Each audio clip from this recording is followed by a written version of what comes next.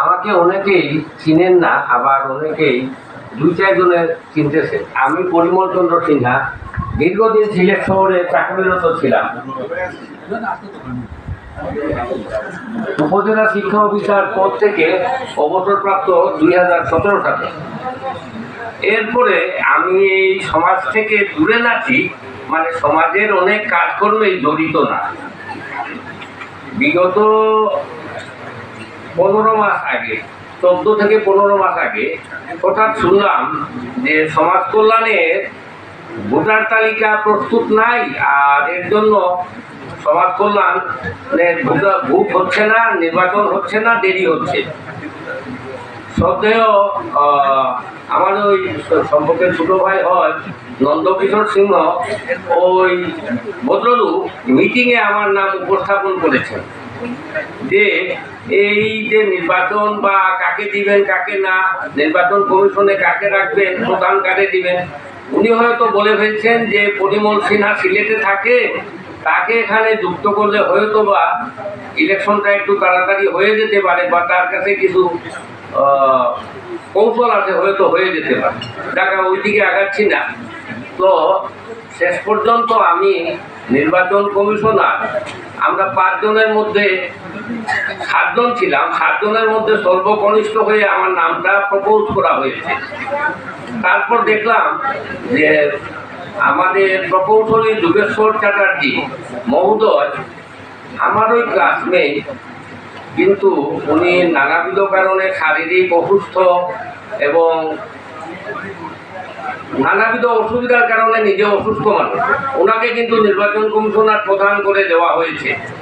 আর বাকি 3-4 জন যারা ছিলেন, আদমপুর বাজারে তেতইগাঁও গ্রাম বলি, সেখানে কৃষ্ণকুমার সিংহ শিক্ষক, শ্যামাবাবু ওই গুলের হাওড়ে, আর ঘোড়ামারা সুশীল শিক্ষক, হাই স্কুলের শিক্ষক, ওনারাও ছিলেন।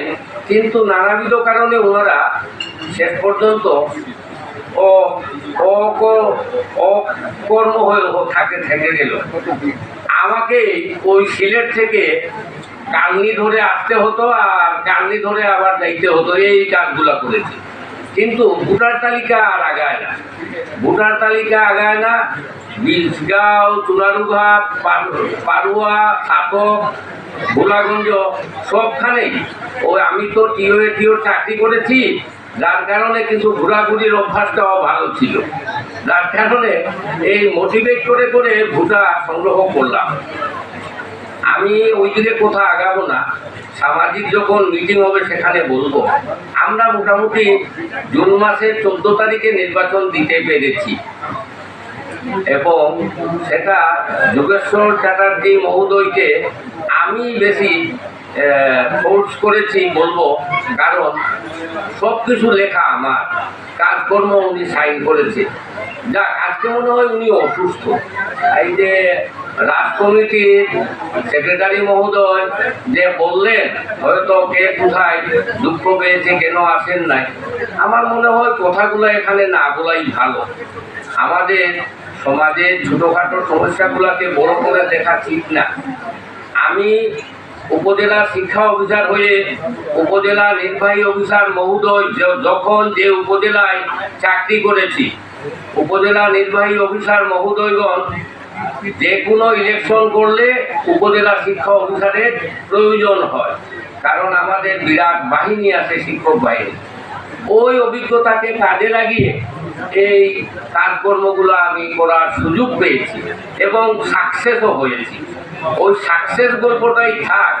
আর যোগেশ্বর চ্যাটার্জি মহোদয় যদি কোনো কষ্ট পেয়ে থাকেন, এডিএম আমরা ডাকাবার ব্যবস্থা করাবো নতুন কমিটি দিয়ে, তখন উনি এসে ওনার কথা বলবেন।